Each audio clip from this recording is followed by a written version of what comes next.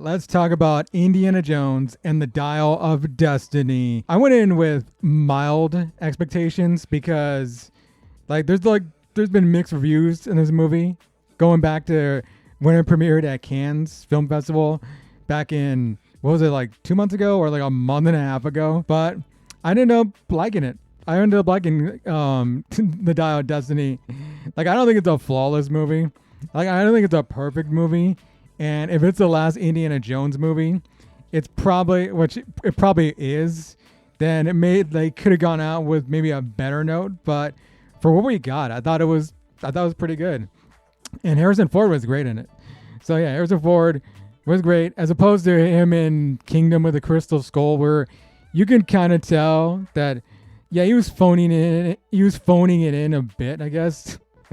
That was a time where I think Harrison Ford was kind of phoning it in movies, and maybe not as much in the Kingdom of the Crystal Skull, because I think he cares about Indiana Jones. But you can kind of tell he was going through the motions in that movie. But I feel like with this movie, I feel like they gave him a story, and like that he can shine in, and it's kind of a more, I want to say, like melancholy Indiana Jones, like a more sad Indiana Jones, I guess.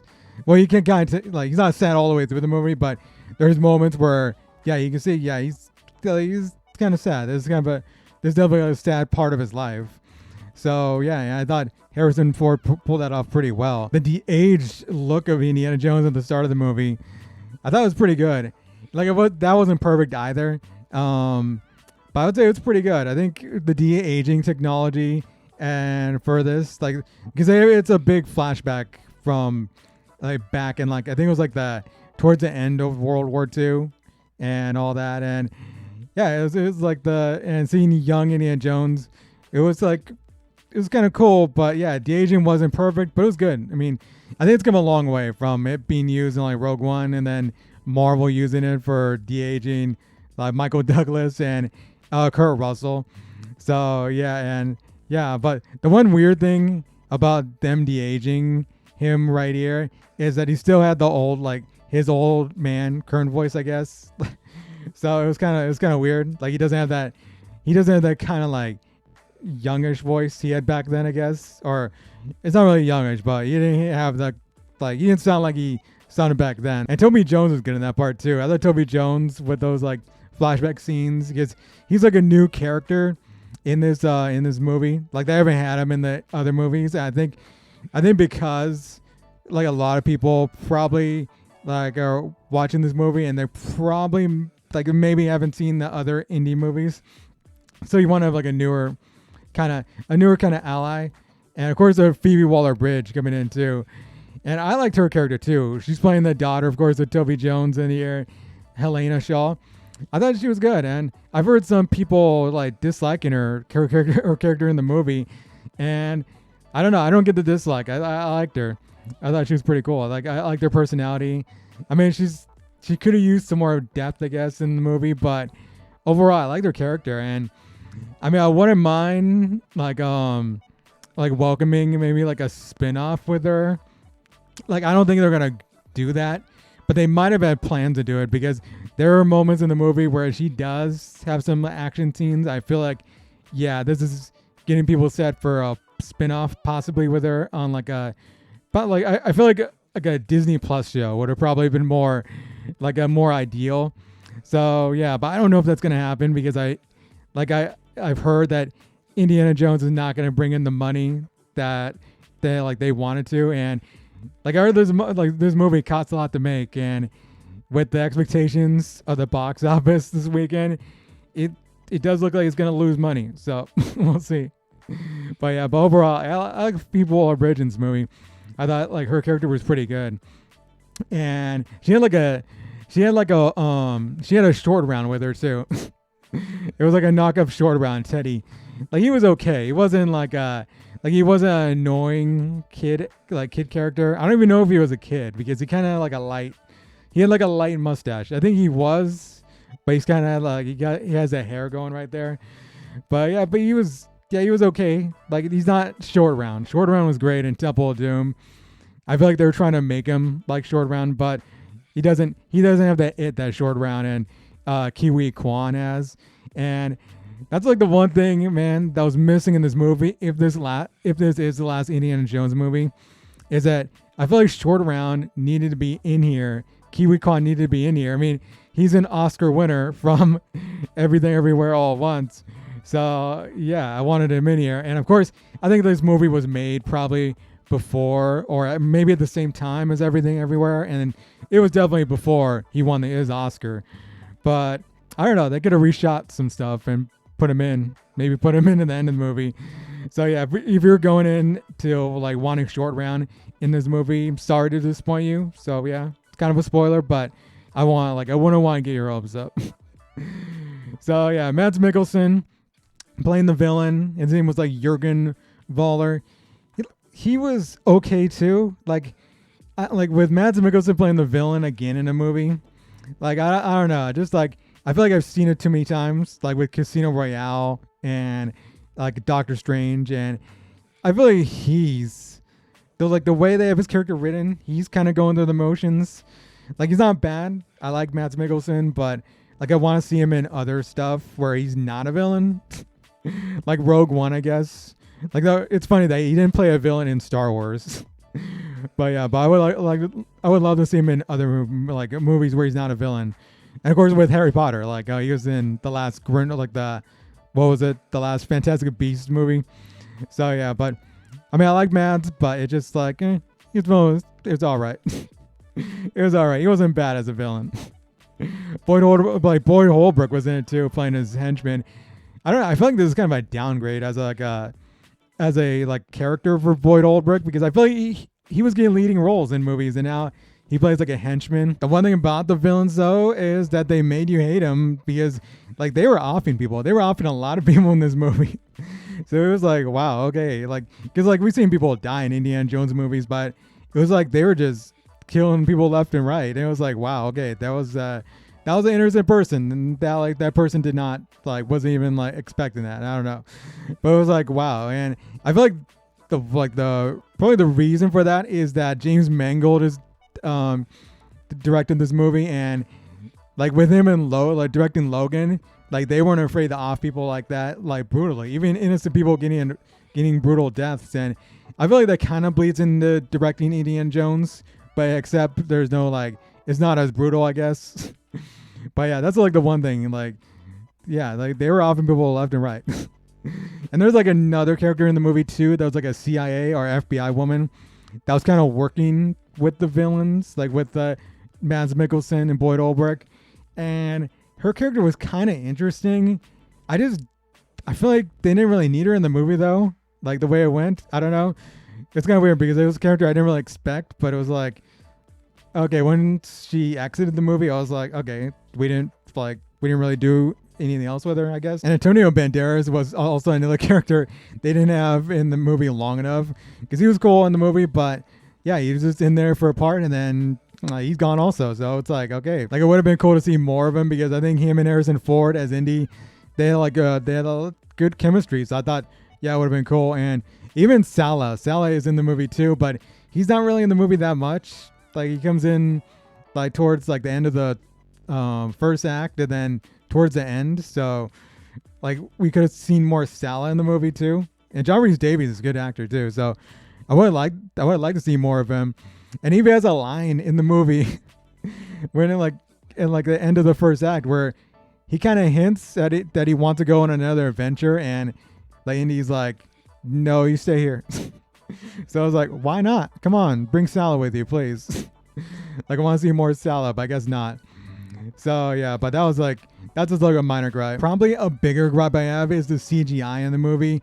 It's not bad. The CGI is not bad. CGI is pretty good. It's that it doesn't really match up with the original trilogy in here. And this is the same problem that I have with Crystal Skull, is that yeah, there's too much CGI. I think with the Crystal Skull, that was they had a definite overuse of CGI. And for this one, yeah, you have a lot of CGI in the movie, and it's just I don't know, it doesn't match the aesthetic of the first three movies, because the first three movies were just gritty and they were on location and all that. And I think it's definitely much tougher to do that, I guess. And with CGI, I think it's less expensive, even though this movie costs a lot to make. But yeah, I just wish there were more practical like locations and practical settings. That's just one grab I had. Like it's not as bad as Kingdom of the Crystal Skull. Like you do have some practical locations, but it's just like, oh man, too much CGI with these chases though. And also with the one chase in the middle of this movie, I think it went on a bit too long. Like I think they could have cut out almost even half of it. I think the one thing is this movie is a bit too long. Like it's 2.5 hours and it's just like, okay, it didn't need to be that long. They could have cut some like stuff out of this movie. And then we get to the ending, which is probably polarizing. Like the ending is crazy in this movie. And you're either gonna be with it or you're gonna not be with it. Like even if you're like a fan throughout this movie, it could probably ruin it for you. But it did it for me. It kind of actually worked for me. I actually liked it, but I kind of knew it was coming because I kind of seen like set photos and stuff of where this is gonna go. So I was kind of like, okay, yeah, we're seeing this right here. So yeah, but it worked for me. It's crazy. I don't know if it's gonna work for you if you go see it, or if you haven't seen it, or if you have seen it. You can tell me if it worked for you. But man, yeah, I'll talk about it in spoilers, of course. Yeah, I'll talk about it in bit in spoilers.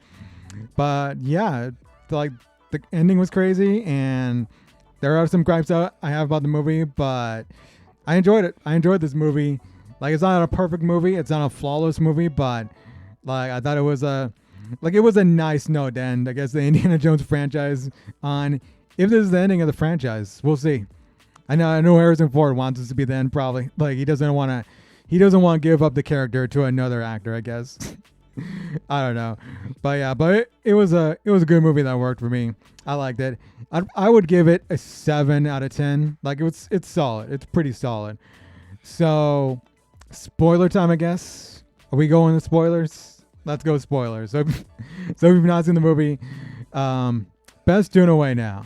So let's give it a couple seconds. And yeah, that ending though, where they go into 212 BC. I think it was like 212 BC at the siege of Syracuse, and yeah, that was crazy. That is definitely polarizing because it brings time travel into Indiana Jones, which there's been crazy endings before. So that's one of the that's another reason why this didn't bother me, because like the ending of the Raiders of the Lost Ark, you have Nazis like getting melted. Like you have ghosts coming out of like the Ark of the Covenant and just straight up murdering these Nazis. So it's like that. And then of course at Last Crusade, and then you have like Temple of Doom, where like the villain takes out the heart of a guy and throws him into lava or whatever. So it's like you've seen some crazy stuff in Indiana Jones movies, and this was pretty crazy. But what worked for me at the end of that scene is where Indy wants to stay there, and he's not really thinking. He's just sad, and he doesn't have he says he doesn't have really anything to go back to. And it's like, wow, okay. I was like, wow, we're gonna really have this right here where he's just gonna stay there in 212 BC. That would be like crazy. Even Helena's like, yeah, that's not a good idea. You're coming back and all that. Like you're not changing time. You're not changing.